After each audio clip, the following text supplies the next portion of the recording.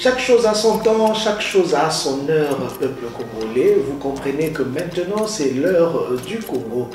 L'heure qui vous est offerte pour découvrir les raisonnements, les réflexions, les avis et considérations de ceux qui s'intéressent à la République. Mesdames, Messieurs, bonjour et bienvenue à ce programme.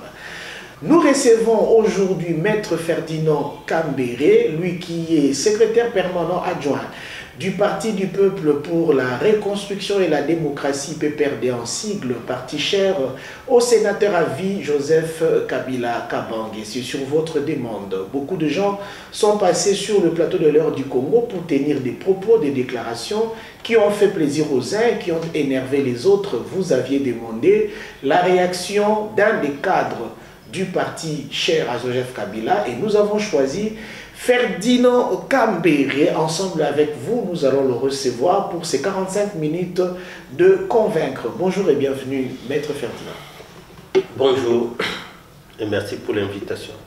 Très bien. Nous avons choisi votre cabinet pour échanger avec vous au sujet de la République démocratique du Congo. Et avant de continuer, nous aimerions vous demander, est-ce que vous savez que le patriotisme est la seule vertu nécessaire pour bâtir une nation forte? Mais bien sûr, parce que c'est cela même la doctrine de notre cher parti, le PPRD. Très bien. Qui est donc donné par son initiateur, le Raïs Joseph Kabila Kabange. Le patriotisme comme un engagement personnel de chacun pour aimer sa patrie. C'est cela le patriotisme. Et s'engager à ne les jamais trahir. Qui allia Menamze et les fils, le Raïs Joseph Kabila Kabange. C'est ça en réalité le PPRD. Lorsqu'on y est pour l'idéologie et la croyance aux valeurs, c'est pour cela que nous sommes au PPRD. Très bien. Ceux qui vous ont précédé sur le plateau de l'heure du Congo ont posé un geste important et vous n'allez pas échapper à cela. Je vous donne ces documents. Vous allez prêter serment au nom du patriotisme devant le peuple congolais et vous allez lever votre main droite pour le faire. La main droite levée. Ma patrie, avant mon parti, avant mon église, avant ma tribu. Très bien, merci beaucoup. Est-ce que vous êtes convaincu du contenu de ce serment que vous venez de prêter vous-même? Et c'est cela que je vous ai dit que nous, déjà, l'idéologie comme devise, nous l'avons et nous confessons cela dans notre parti. Et donc, je suis convaincu. Très bien. Maître Ferdinand Kambere, avec vous, nous allons parler état de droit. Nous avons constaté quelques arrestations qui, pour nos compatriotes de l'Union sacrée, reposent essentiellement sur la vision du chef de l'État de droit. Nous allons critiquer un peu la faisabilité. Nous allons parler des élections de 2023, est-ce hypothétique ou garantie, effective? Nous allons parler de la situation de l'insécurité dans l'Est de la République démocratique du Congo. C'est tous les jours qu'on enregistre des mouvements. On va analyser. Et si nous avons suffisamment de temps, nous allons parler aussi de la diplomatie. Est-elle favorable jusque-là à la RDC? Alors, nous commençons avec l'état de droit. Vous, en tant que juriste, comment, de votre part, vous définissez l'état de droit? Je ne peux pas avoir ma propre définition de l'état de droit. L'état de droit, ça signifie simplement que ce sont les lois qui parlent et tout le monde est en dessous de la loi. Donc, les institutions ainsi que les animateurs des institutions sont autant que tous les autres, autant que toute la population, soumis aux lois. C'est ça un état de droit. Bien, cette définition nous a permis de poser la principale question. Est-ce que l'état de droit tel que vous venez de le définir est appliqué dans l'esprit de la définition de tout à l'heure actuellement? Bon, malheureusement, avec l'avènement du régime, on a constaté une série de violations graves de la loi fondamentale, malheureusement par ceux-là qui sont animateurs de différentes institutions, commençant par la présidence, au Parlement, et ainsi que les autres institutions de la République. C'est à déplorer. Et ce qui en souffre lorsque des violations deviennent systématiques, c'est malheureusement encore une fois le peuple. Et donc, bref, c'est cela.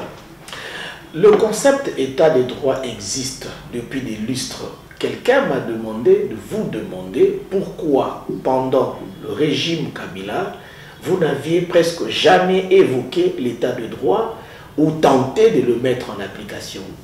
Oh là là, invoquer, tenter de le mettre en application, mais les raïs Joseph Kabila Kabange, son régime, on n'a fait que ça.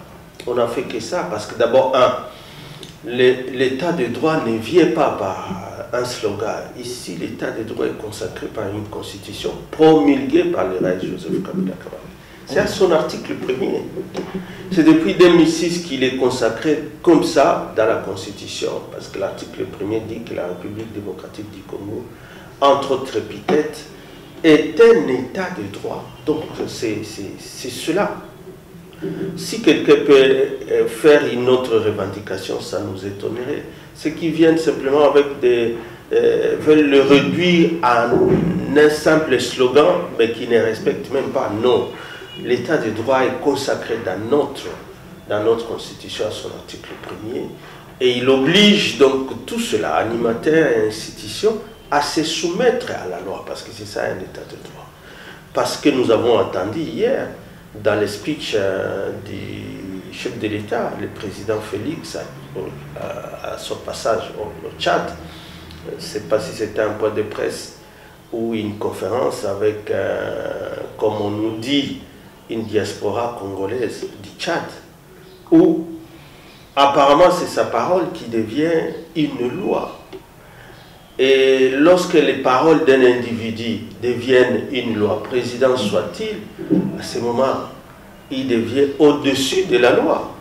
Ce n'est plus l'état de droit. Ici, lorsqu'il dit que lui va remplir les prisons de tous ceux-là qui vont mentir, il dit, je vous autorise de critiquer mon régime, ma gestion, et même de dire tout ce que vous voulez. Mais je n'autorise personne à mentir. Je crois que c'est ce qu'il a dit à Lingala. Koko c'est la Moutumakambo. Mentir, Koko ça. Lui dit, c'est grave. Tokoton dit ça. Bien sûr, le mensonge est aussi grave. Mais ce n'est pas une infraction. Comment ça? Une infraction. Ça étonne quand ça vient des juristes. Non, justement, les infractions sont définies par la loi. Et il n'y a pas d'infraction sans loi, ni sans peine. Parce que quand tu dis que maintenant les mensonges deviennent une infraction, c'est peut-être une faute morale. C'est peut-être une faute morale. Nous tous, on nous demande, on a grandi en nous empêchant de mentir. Mais tout dépend des secteurs. Lorsqu'on est en politique, si nous rentrons rien qu'à politique, vous le savez, des philosophes, des psychiatres ou des thérapeutes qui ont écrit sur ça. Ou par exemple en politique, vous voyez déjà utiliser le mensonge par exemple comme moyen politique. L'IDPS l'a fait et il n'a fait que ça que comme culture. Pour mentir sur les adversaires, les noircir. Et tout le monde s'étonnait que Kabila se taise et il ne réagissait pas. Mais aujourd'hui, ils viennent parce qu'ils ont ce qu'ils appellent les Kadiosa, par exemple, chez eux. Il faut demander à quelqu'un de l'IDPS si te dira bien. C'est juste mentir sur quelqu'un ou sur quelque chose. Les noircir, tout simplement, parce que vous savez, en politique, c'est quoi? On joue tous sur l'opinion. On joue tous sur l'opinion parce que lorsque on est acteur politique, surtout on est dans un parti politique et surtout de l'opposition, l'objectif c'est de conquérir le pouvoir. Si on avait perdu, le reconquérir. Et ça, avec la Constitution promulguée en 2006, c'est devenu un droit sacré en ce qui concerne les membres de l'opposition. Et ça, les gens doivent le savoir. Et les moyens de la lutte, de la conquête, les activités de partis politiques, ça peut être des conférences, ça peut être des meetings en public, ça peut être des points de presse, ça peut être des débats sur vos plateaux de télévision et autres. Lorsqu'on est dans un débat, vous l'avez dit, on doit apprendre l'art de convaincre. Et pour convaincre, il y en a qui croient qu'il faut utiliser aussi les mensonges. Et parmi eux, je crois que c'est l'IDPS qui avait cette culture. Mais c'est là qu'aujourd'hui, ils se sentent froissés, rien que par un petit discours en public de Maman Marie, que les gens s'agitent, ça m'étonne. Mais les spécialistes, d'ailleurs, elle-même a dit qu'elle est de l'école IDPS. Donc elle a appris ça là-bas. Alors donc, il ne faut pas appeler ce qui n'est pas infraction, infraction. Pour que ce soit une infraction, il faut alors dire que c'est telle infraction. Mais quand c'est la diffamation aussi, c'est une infraction. Mais c'est à cela que nous disons, si c'est une diffamation, alors prouvez que c'est une diffamation. Parce que la diffamation n'est pas le mensonge. C'est autre chose. Très bien. Donc, les arguments, lorsque vous les développez, et dans un débat, dans l'art de débattre, il y a l'art de convaincre. L'art de convaincre, c'est pour vouloir vaincre.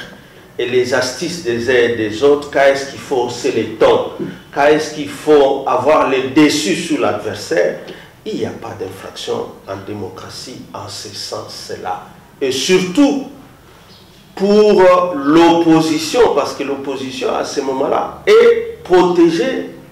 Lisez simplement l'article 8 de la Constitution de notre pays, qui reconnaît l'opposition politique, qui rend sacrée la lutte pour la reconquête du pouvoir et même les activités et les moyens utilisés. Vous n'allez pas commencer à donner à l'opposition les mots et les vocabulaires, les concepts à utiliser lorsque l'opposition est en train de critiquer ceux qui sont au pouvoir, lorsque l'opposition est en train de démontrer que ceux qui sont au pouvoir sont incompétents.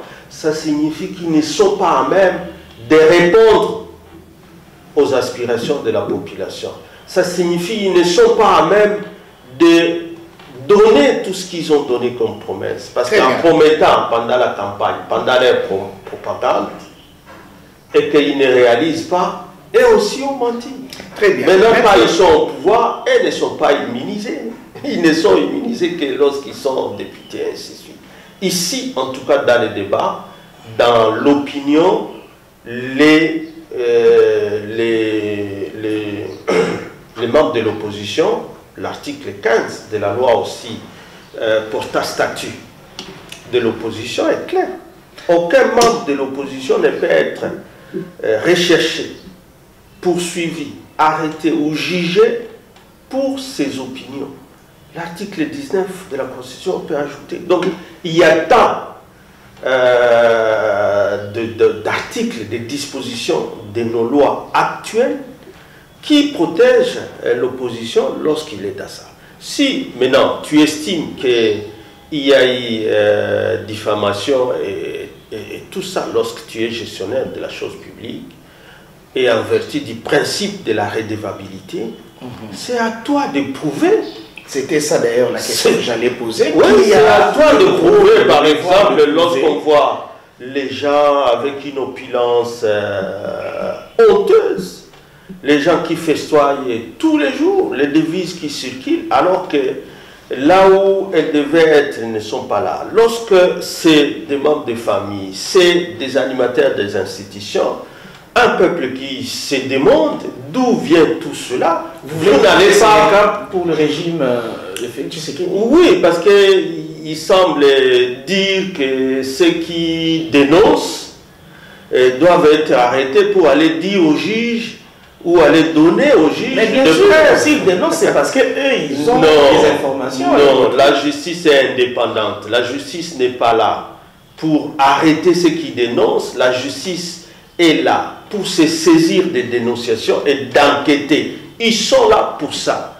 et d'appeler ceux-là qui sont accusés pour qu'ils démontrent effectivement s'il y a, si ces faits sont vérifiés, qu'ils démontrent comment ils se sont enrichis à si peu de temps. Très bien. Hein? Maître Ferdinand. Et non les dénonciations, vouloir ouvrir la prison ou les prisons pour les dénonciateurs. Non, à ce moment-là, nous allons dire que la justice n'est plus indépendante et que donc la justice est devenue une justice aux ordres. On arrête que ceux-là qu'on veut arrêter. Et ceux qui devraient être en prison restent en train de festoyer. Et non, ça ne peut pas aller comme ça. C'est pas ça l'état de droit. On doit gagner du temps parce qu'il s'agit là de la télé. D'aucuns pensent que ce qui marque la différence entre le régime passé, Joseph Kabila, et le régime actuel, ou ce qui est comme un facteur d'appréciation de ces régimes, c'est notamment la présence de l'IGF. Pourquoi à votre époque vous n'avez quand même pas mis l'accent sur l'inspection générale des finances pour que l'on mette la main, cette fois-là, sur tous ceux qui auront utilisé l'argent de l'État de manière abusive? L'IGF ne vient pas avec ce régime, l'IGF a toujours été là. L'IGF aujourd'hui, nous ne saurons jamais quelle a été son efficacité tant que ceux-là qui sont accusés par la même IGF entrent en prison pour un jour, pour quelques malheureux, 2 ou 3 ou 4, et sortent. Mais ceux qui demeurent en prison, c'est peut-être des innocents, simplement qu'on voudrait bien remplacer. Moi-même, je reviens de Makala, de la prison de Makala. On a vu déjà arrêté sous prétexte d'avoir détourné. Par exemple, c'était le ministre Teni qui était à Makala. Il n'y a pas fait une semaine. Il est rentré à la maison. Alors que le docteur Oli Lunga, parfois les gens n'en parlent pas, mais peut-être pour d'autres faits étrangers au dossier pour lesquels il est là, lui est toujours à Makala. Il y a tant d'exemples de peut-être des innocents qui sont là, mais pour des mauvais procès. Donc ce qu'on doit retenir, ils demeurent là. Tu as de l'efficacité de l'IGF, c'est ça? Non, ça veut dire on a vu, il est allé à l'Unikin faire son show devant les étudiants. Je ne sais pas s'il a su répondre. Que ce soit le procès des 100 jours. Maintenant, ceux-là qui étaient accusés, ils sont déjà acquittés. Et cet argent, sans qu'on ne nous dise que cet argent a quand même été recouvré, c'était quand même le même IGF. Il y a tant d'exemples qu'on peut citer.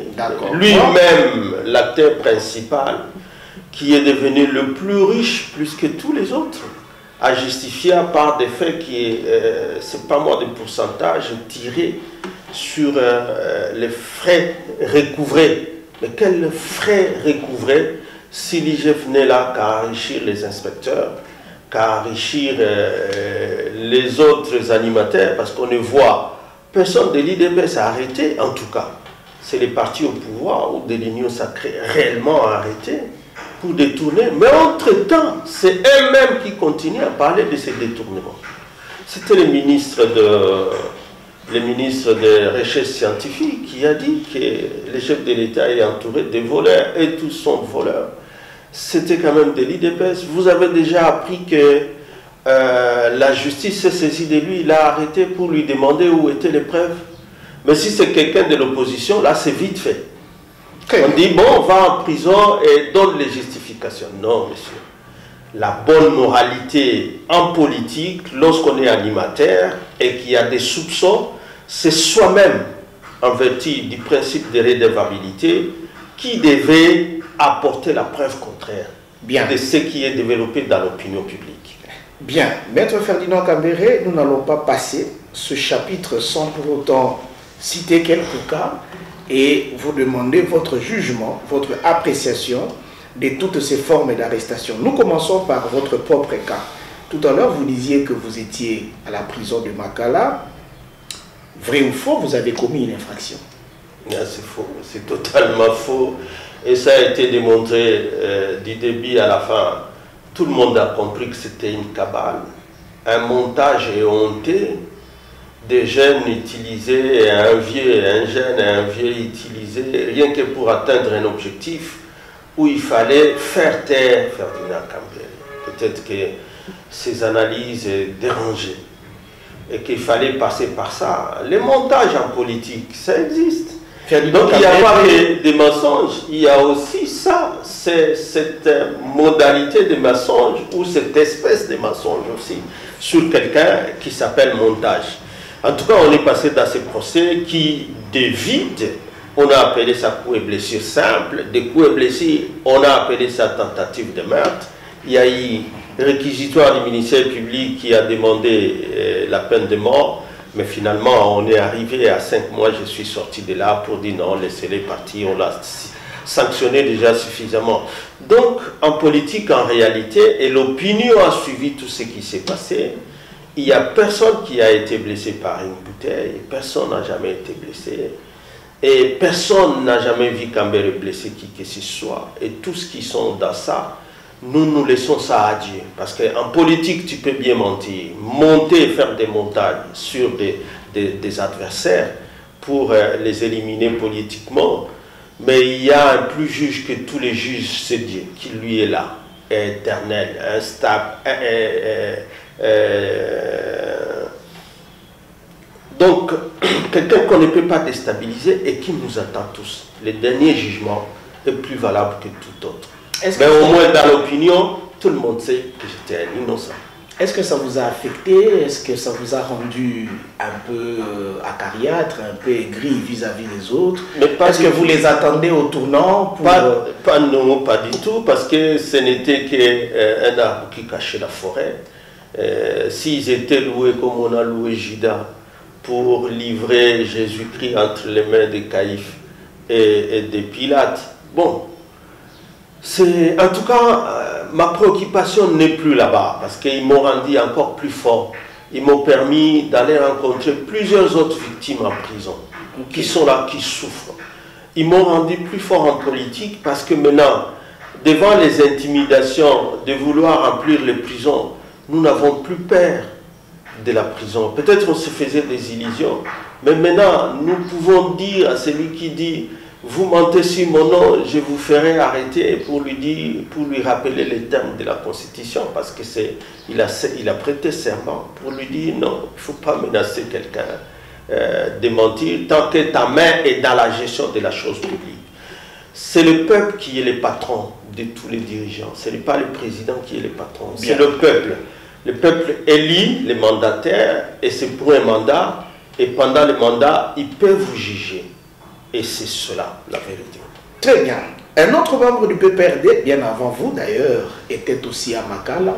Aujourd'hui, il est libéré. Je pense que ça doit être par grâce présidentielle ou par épuisement de la peine. Il s'appelle Henri Magie. Lui avait quand même déclaré haut et fort que le président de la République n'avait pas gagné aux élections et que c'était par un deal avec l'ancien président qu'il a accédé à la magistrature suprême.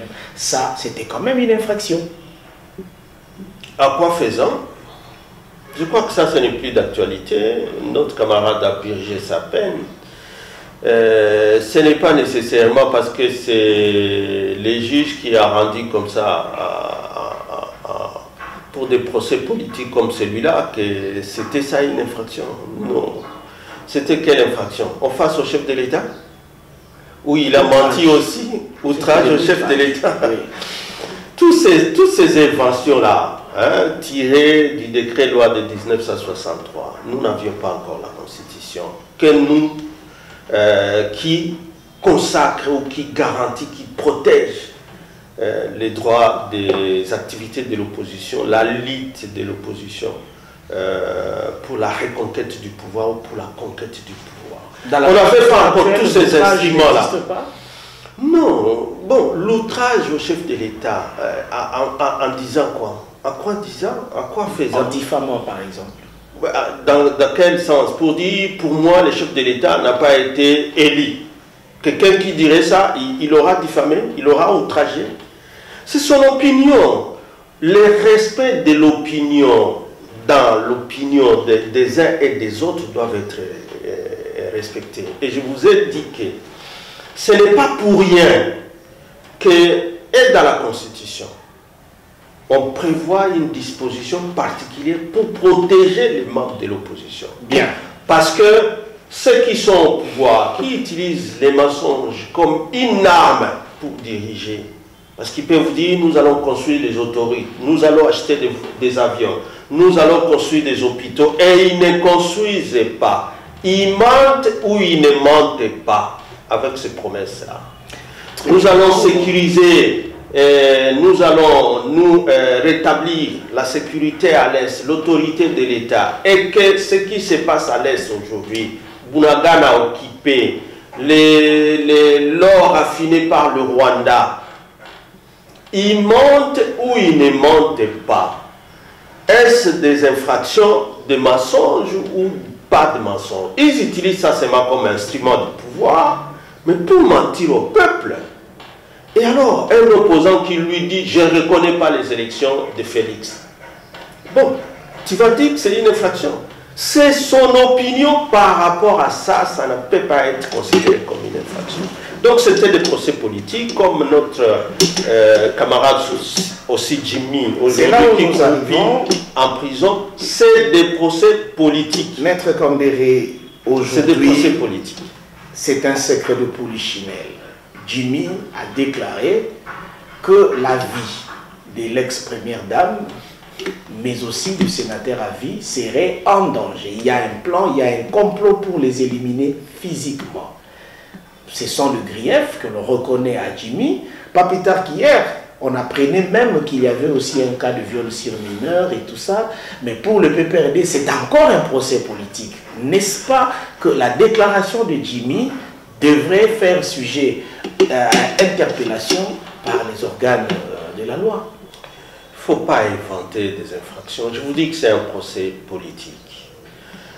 Jimmy, invité par un journaliste, comme vous le faites avec moi, il lui est posé une question sur une question d'actualité, parce que sur la toile, c'est Colette Brackman qui met ça sur la toile, et on demande un commentaire de l'opposition, on demande un commentaire de la majorité sur cet aspect des choses. À quoi ça nuit la sûreté de l'État? À quoi ça a mis en danger rien que les commentaires de Jimmy? Confirmant ou ne confirmant pas, l'opposition en danger, on continue à les arrêter, affirmer qu'il y a une théorie de complot, ça fait quoi par rapport à la sûreté de l'État? Une dénonciation faite de cette manière-là oblige plutôt les autorités à enquêter sur les faits.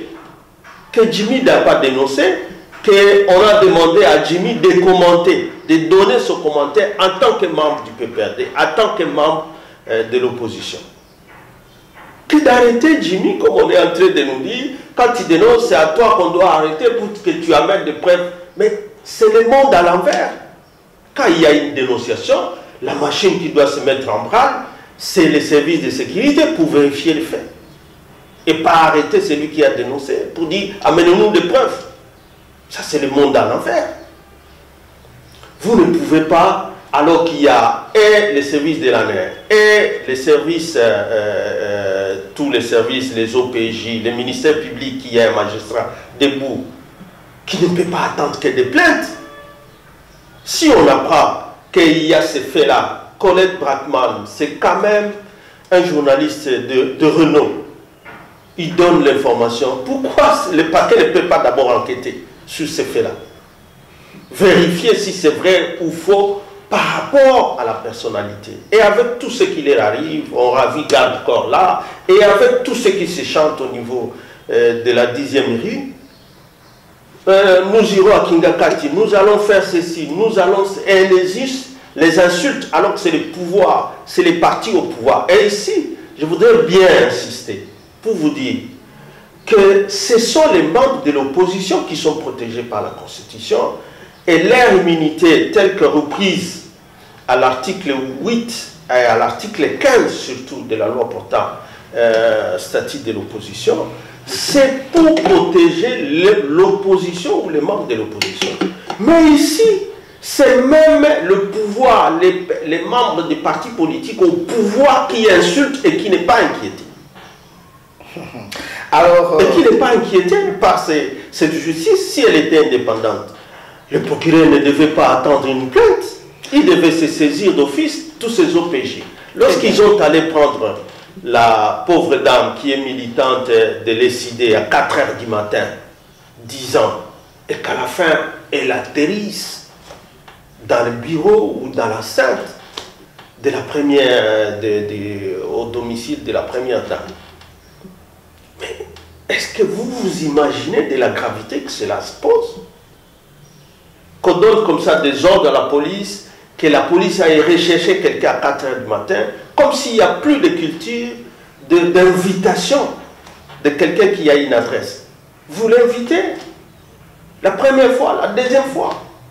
S'il ne répond pas, vous pouvez maintenant procéder à autre mesure. Non, on doit, quand on parle de l'état de droit, je vous ai dit, ce n'est pas un slogan, c'est un principe constitutionnel. C'est consacré par notre constitution. Et alors, il n'y a personne qui est au-dessus de la loi pour commencer à instrumentaliser tout. Maître Ferdinand Kambéré, il y a quand même des recommandations que vous pouvez faire aux dirigeants actuels du pays quant à la bonne application de l'état de droit. Oui, les recommandations sont les simples, c'est que nous tous, nous devons, président de la République, première dame, premier ministre, ou c'est pas moi, quel général ou quel autre, lorsqu'on est lésé dans ce droit, on s'adresse tous avec une plainte au niveau de la justice. Si la justice a aussi appris qu'il y a reçoit une dénonciation, la justice a d'abord l'obligation d'enquêter. C'est pour la paix sociale dans la société. Et ils sont payés pour ça. Les magistrats, le parquet n'est pas là assis. Les magistrats assis, ce sont les juges.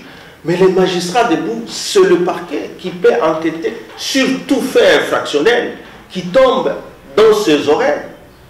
Alors, si ce n'est plus cela, et que maintenant c'est devenu des ordres qui tombent d'en haut, parce que les nominations viennent de la signature d'un homme, si vous ne respectez pas les ordres, vous avez peur d'être muté, renvoyé en brousse ou en province, Nabisika Bikaouka, alors à ce moment-là, ne parlons plus de l'état de droit. Si on veut bien appliquer l'état de droit, et alors respecter les lois du pays.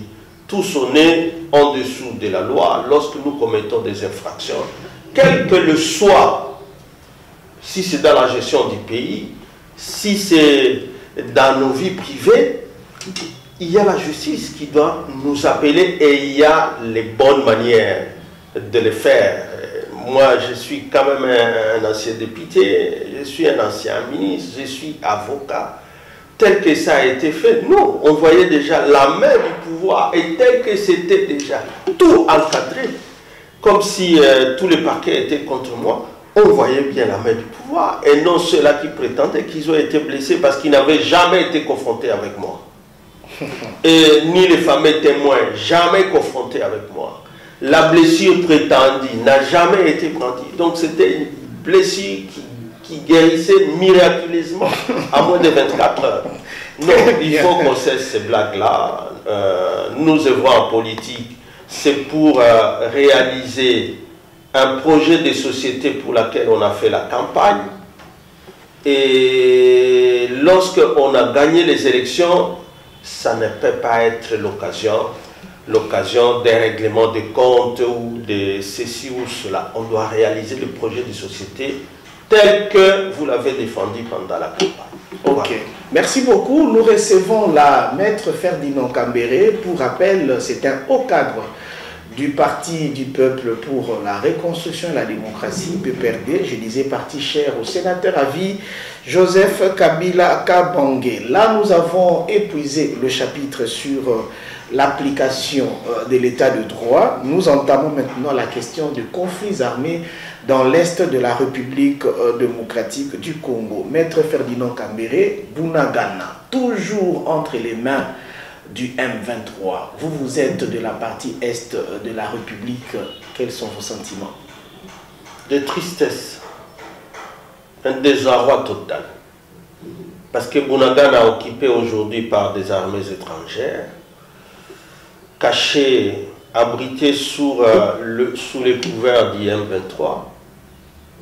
Mais pour les gouvernements, on dirait qu'il n'y a plus rien. À Kinshasa, c'est la fête. Alors que l'Est est occupé, les têtes continuent à être fauchées, les villages à être incendiés, comme s'il y avait un plan de déguerpissement général de toute la population locale, de l'Ituri, de Beni, de Lubero et de partout,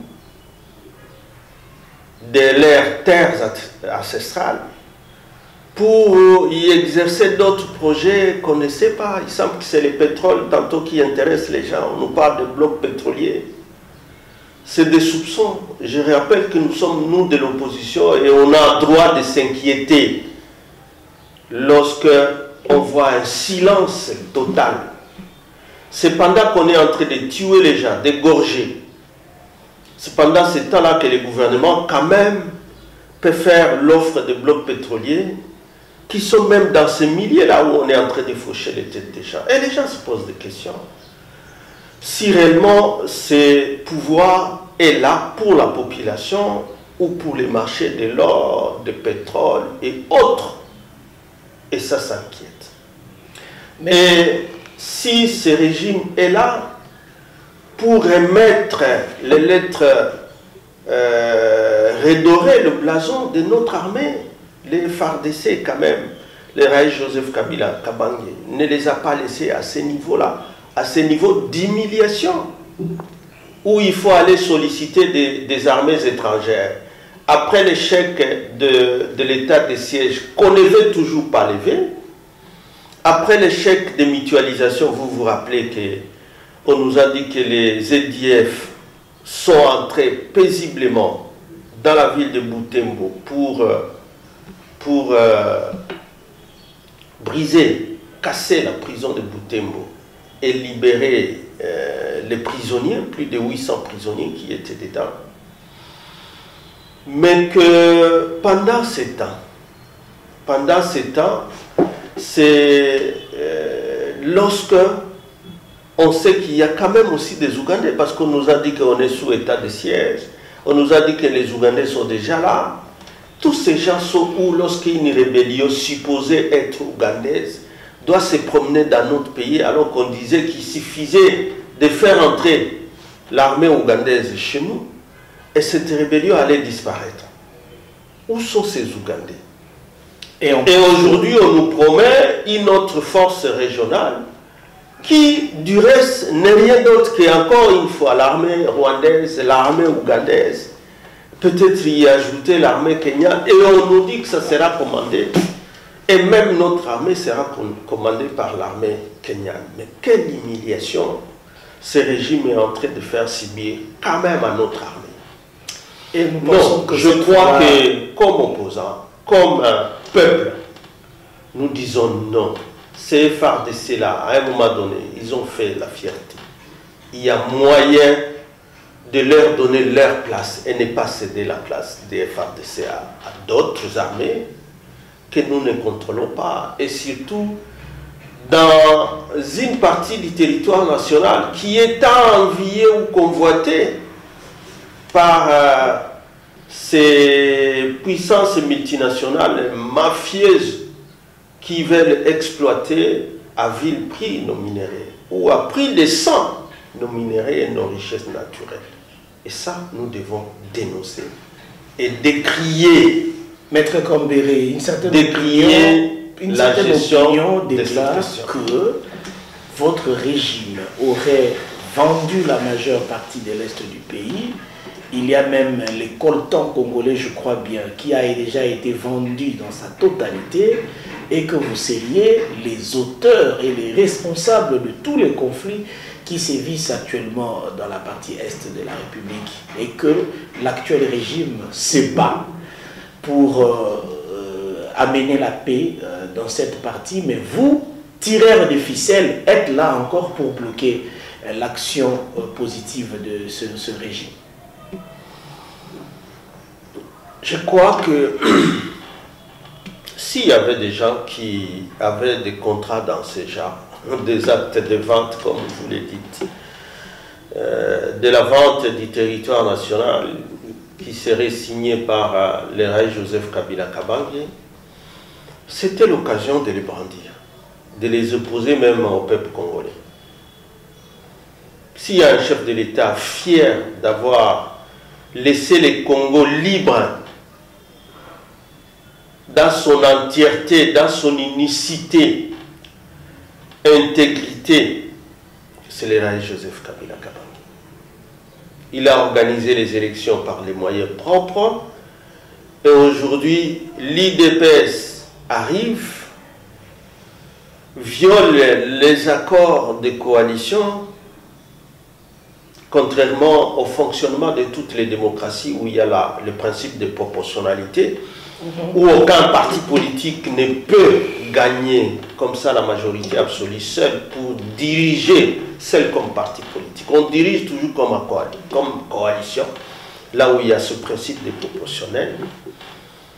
L'Allemagne, c'est l'exemple, vous allez en Italie, c'est l'exemple, vous allez partout. Mais pour ça, il y a toujours des accords politiques écrits.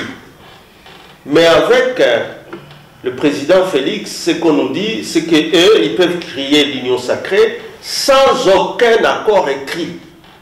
Mais au contraire, ce qu'on apprend, depuis la dissolution de l'accord, c'est d'autres accords, maintenant secrets, avec ces États qui ont toujours convoité les pays. Et ce qui les révèle, ce sont leurs partenaires, les M23, qui disent « nous sommes partenaires à ces régimes-là ». C'est eux qui occupent les pays. Sous Kabila, ça n'a jamais eu lieu. Lorsque vous suivez le porte-parole du M23, revendiquant l'application de ces accords secrets, parce que jusque-là, ce sont des accords qui ne sont pas révélés en public, mais non contredits aussi par les pouvoirs en place. Aucun n'est passé. On va encore arrêter quelqu'un pour avoir parlé de ces accords, pour dire amenez-nous là, que la justice arrête pour amener la preuve. Non, monsieur, c'est à vous de démontrer que ces accords ne sont pas là, parce que les M23 répliquent à vos agissements et vous laissez les M23 à Bunagana. Maintenant, on doit être au 3e mois, je crois, à Bunagana, en train de quémander, c'est pas moi, de l'aide à gauche, à droite, mais sans rien dire de consistant dans ce que tout le monde attend, renforcer la capacité de reconquête de notre territoire, des FARDC, des services, faites de réformes. L'accord d'Addis Abeba disait, faites des réformes des services. Les services aujourd'hui, là, créés par une loi qui existe, dont le mode de fonctionnement est bien déterminé par cette loi sous l'ANER en matière de sûreté de l'État. Il va commencer à s'occuper de tel, à insulter tel dans un débat sur un plateau de télévision au lieu de voir la sûreté de l'État en danger. Bunagana est occupé. Le territoire national est occupé. Maître Ferdinand, on va s'occuper simplement des débats contradictoires entre acteurs politiques sur des débats sur les plateaux de télévision au lieu de s'occuper de la sûreté de l'État. Très bien. Alors, aujourd'hui, la population du Nord Kivu et du Sud Kivu même s'élève pour faire partir la mission onisienne en RDC, la MONUSCO.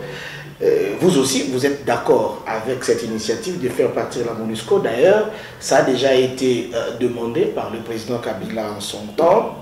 Mais vous étiez où depuis tous ces temps? Fallait-il seulement attendre les discours de Bahati Lukwebo pour allumer la flamme dans le chef de la population? Et vous, qui vous dites aussi patriote, aussi opposant avéré, vous étiez là en train de regarder la situation sans agir.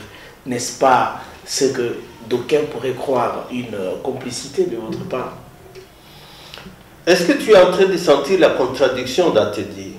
Du coup, d'un côté, tu dis que c'est la population qui s'est levée contre la MONUSCO. De l'autre côté, tu dis que c'est l'honorable Batilukwebo qui lui a allumé la flamme pour que... qui lui a lancé... Après son passage... Alors tu dis quoi? Une chose et son contraire. Messieurs, les manifestations qu'il y a eu lieu là-bas, on a profité simplement de désarroi d'un peuple fatigué par un régime qui ne sait pas apporter des solutions de paix et de sécurité à l'Est. Ayant compris cela, le régime envoie ses délégués pour instrumentaliser pour que ce soit la MONUSCO la première cible. La cible de la population aujourd'hui, c'est d'abord les régimes qui n'apportent pas de solutions pour la sécurité chez nous. Ce n'est pas la MONUSCO, ce n'est pas la MONUSCO qui a décrété l'état de siège, ce n'est pas la MONUSCO qui a décrété la mutualisation des forces, ce n'est pas la MONUSCO qui a demandé à l'Ouganda de faire entrer les M23 à Bunagana. Toi, tu sais ça. Alors, détourner l'attention de la population pour que la cible aujourd'hui devienne dans cette brutalité-là la MONUSCO, toi, tu appelles ça l'action de la population. On sait tous qu'en son temps, comme tu l'as dit, les Raïs avaient demandé, mais ce n'était pas par ces procédés-là. Il y avait toujours des manifestations anti-MONUSCO à son temps, mais lui n'a jamais envoyé ses lieutenants au sein de la population pour aller dire inciter la population contre la MONUSCO. Kabila n'a jamais fait ça, parce que ce n'est pas ça la méthode. Il y a une procédure. Mais regardez où nous sommes arrivés aujourd'hui. On lâche la population contre la MONUSCO, brusquement c'est des EDF qui viennent, parce que non seulement Bahati et les autres cadres de cette union sacrée qui sont allés sur le terrain. Mener c'est pas moi, un mouvement citoyen, ainsi de suite, inciter, entraîner la population dans cet acharnement contre la MONUSCO. Si nous tous nous demandons que la MONUSCO parte, mais ce n'est pas de cette manière-là. Parce que c'est en même temps, quand du régime ici, après l'échec de l'état de siège, après l'échec des mutualisations, ils ne veulent pas reconnaître tout ça. Et après l'échec de vouloir nous obliger à accepter une force régionale contestée par toute la population, qui croit qu'en faisant partie de la population, la MONUSCO par la population, ils vont se cacher derrière pour faire entrer des forces, cette force régionale contestée par la population. Les petits jeux mesquins politiques là, de l'union sacrée est dénoncé. Nous dénonçons ces petits jeux-là. Parce qu'il ne fait que mettre la vie de la population en péril. Et nous ne savons pas si la MONUSCO partait dans ces conditions-là que veut l'union sacrée. Demain, ça sera quoi? Ça sera la balkanisation totale. Sans témoin, sans quoi que ce soit. Sans qu'ils ne soient même prêts à organiser les élections. Vous pensez que c'est de ça qu'il faut se féliciter? Non, nous de l'opposition, nous avons dit non.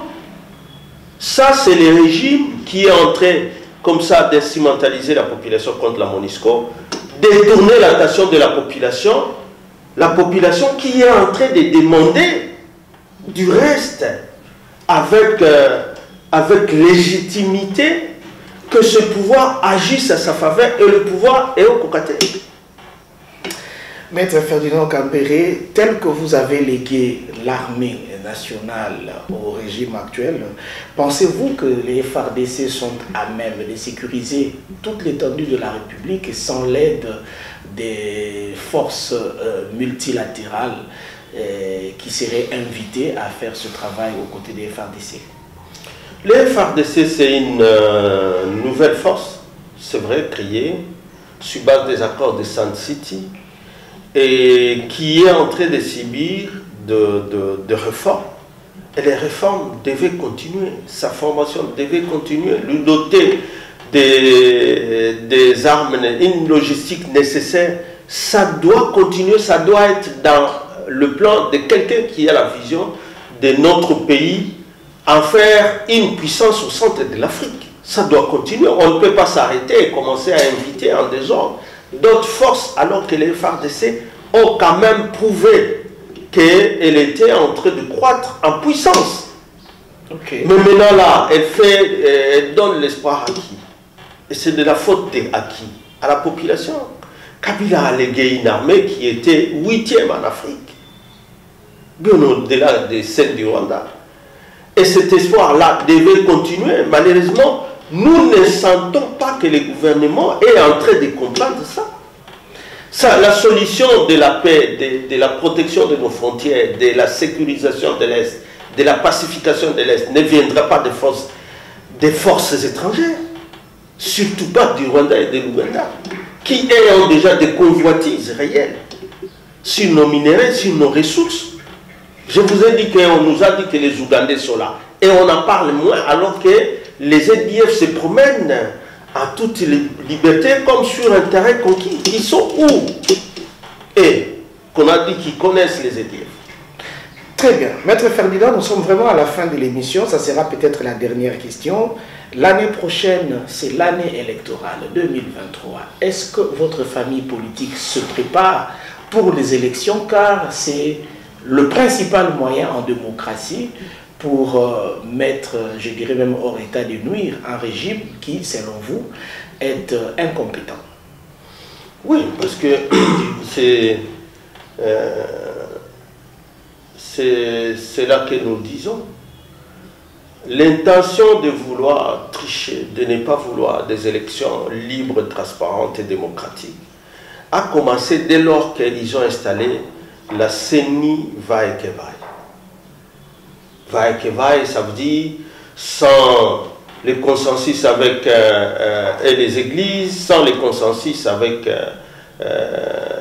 l'opposition, et que même la loi électorale qui est là, c'est une loi taillée sur mesure, loin du projet qui avait été proposé par les G8. Tout ce qui avait été proposé comme réforme qui pouvait bien encadrer les élections, tout a été balayé du revers de la main par ce régime. Tel que ce qui est protégé, ça risque d'être les chaos, donc les élections des chaos. Que dites-vous à ceux qui pensent que tous ces arguments, c'est juste pour solliciter un dialogue, puis une transition pour vous faire une santé financière afin de bien participer aux élections prochaines? Mais le dialogue, on n'en a pas besoin, parce que je crois que le président Félix devra toujours se rappeler de ses propos, qu'on lui oppose tout le temps. Lorsqu'ils étaient dans l'opposition et que les élections ne s'organisaient pas, qu'est-ce qu'il disait?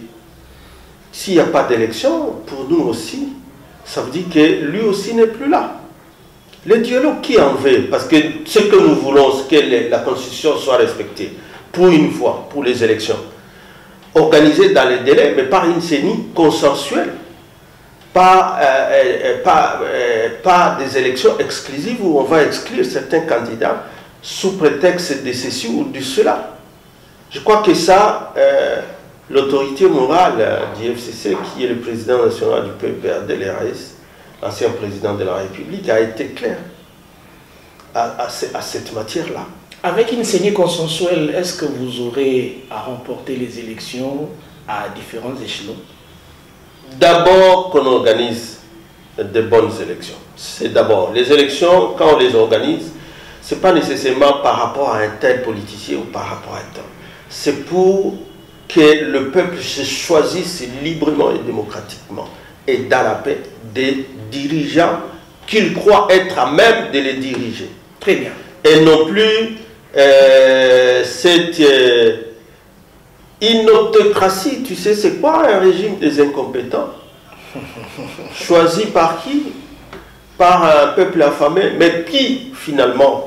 Vous pouvez vérifier dans les dictionnaires cela. Ça veut dire quand on a trop promis, alors qu'on ne réalise rien en faveur du peuple, en ce moment-là, on est simplement incompétent par rapport à cette matière-là. Donc, ce que nous disons, de bonnes élections pour permettre au peuple de se choisir des dirigeants qu'il estimera à même de répondre à ses aspirations. Merci beaucoup. Nous sommes vraiment à la fin de l'heure du Congo d'aujourd'hui, mais puisque nous recevons Maître Ferdinand Kambere, juriste de son État, on ne le laisse pas partir comme ça sans pour autant lui poser une question qui inquiète quand même les Congolais. Le compatriote Jean-Marc Kabunda a bénéficié d'une résidence surveillée. Je ne sais pas si les termes utilisés sont vraiment ceux qu'il faut, mais il continue à rester à la prison de Makala. Ça, c'est quelle interprétation sur le plan du droit?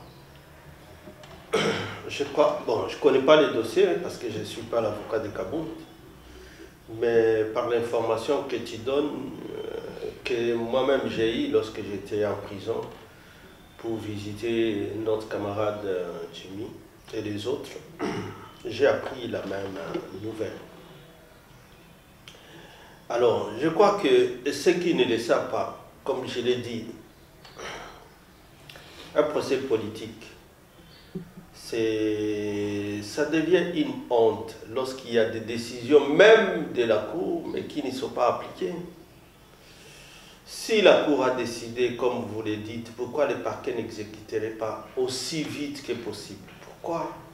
Pour quel autre motif? Encore que pour nous, nous savons, même la liberté provisoire pour des procès comme ça, ça ne sert qu'à noircir l'image du régime, je m'excuse, de cette menace d'une tour. Je crois que l'application du droit est que lorsqu'il n'y a pas d'infraction, il ne faut pas poursuivre. Et s'il est vraiment poursuivi, parce que c'est l'interprétation des messages de Tchad, que bon, Obinaza Mouibi, vous voulez me faire passer pour un voleur, il faut que la justice t'arrête, ce qui cotonne dit ça. Autrement dit, le sort de Kaboundé déjà c'est si c'est dit, alors nous n'avons plus de justice du tout. C'est un grand regret. Je crois que tout le monde qui a suivi cette sortie médiatique du président de la République, c'est un grand regret. C'est un grand ordre. Nous n'avons plus de justice, c'est une justice aux ordres. Et lui-même l'affirmant. Parce qu'on a senti bien qu'il parlait du cas de Maman Marie et du cas de Kaboundé et tous les autres qui sont en prison, qui croupissent en prison. Nous avons en dehors de Jimmy, nous, le camarade Momo de Lualaba, qui lui aussi, simplement pour avoir donné son opinion dans une réunion du parti politique à Lualaba, 4 mois en prison à l'ANER à Kinshasa. Avec ça, quelle leçon lorsqu'hier vous disiez que vous alliez fermer tous les cachots de l'ANER, des TGM, pour des membres de l'opposition qui ont constitutionnellement l'immunité dans leurs propos, rien que lorsqu'ils sont dans les activités, dans la conquête, dans le plan de conquête du pouvoir ou des reconquêtes du pouvoir, c'est légitime, c'est constitutionnel.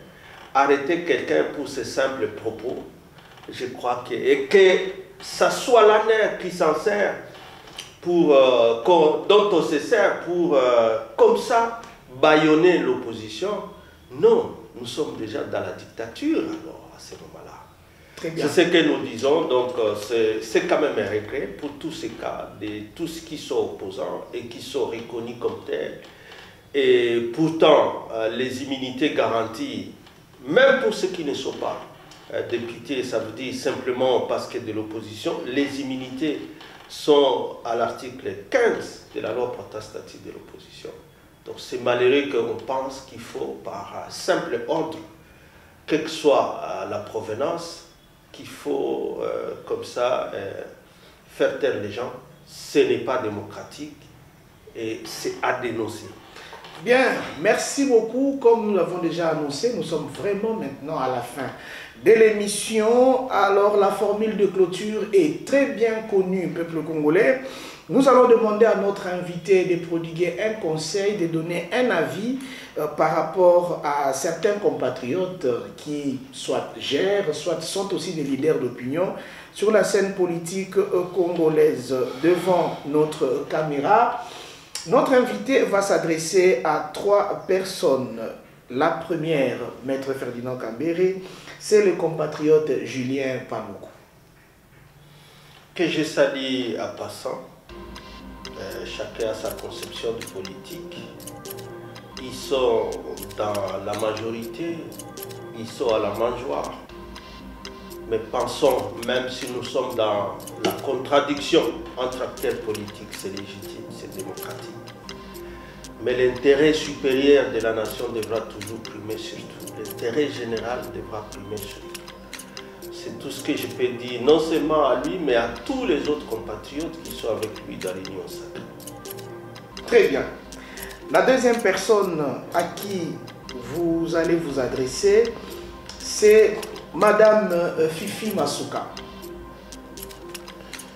Madame Fifi Masuka, aujourd'hui gouverneur, Oui. toujours dans l'intérim qui ne finit pas à Lualaba, de travailler parce que c'est la volonté du pouvoir, comme je l'ai dit, ils sont dans une union sacrée sans accord politique. Mais de penser travailler pour la population, mais savoir que le multipartisme dans notre pays est sacré et personne ne peut aller à l'encontre, n'en déplaise à ceux qui pensent ou qui veulent faire passer leur union sacrée comme parti unique. Ce qu'on doit reconnaître, c'est que tous les partis politiques, et donc le mien aussi, qui est le PPRD, on doit les laisser fonctionner et pas lui mettre les barreaux derrière. Les camarades qui sont à Lualaba doivent s'exprimer totalement. Leurs paroles sont protégées par la Constitution. Leurs opinions sont protégées par la Constitution. Et ne pas tout le temps recourir à la nerf pour jeter mes camarades de Lualaba, pour les faire taire et pour les intimider. Très bien. Le jeu démocratique est celui qui est accepté. Ça fait la beauté quand même que vous soyez du pouvoir, que vous acceptez d'être critiqué par ceux-là qui sont dans l'opposition. Bien, merci. Nous prenons la troisième et dernière personne, Maître Ferdinand Kambere. Il s'agit de l'honorable Christophe Mbosso. Christophe Mbosso, je ne l'ai pas vu lever la voix quand on a arrêté Maman Marie qui est une militante, finalement tout le monde s'est décidé. J'aurais aimé que de sa sagesse, il soit le premier à dénoncer l'enlèvement de Maman Marie, pour nous prouver qu'il est démocrate aussi. Malheureusement, son silence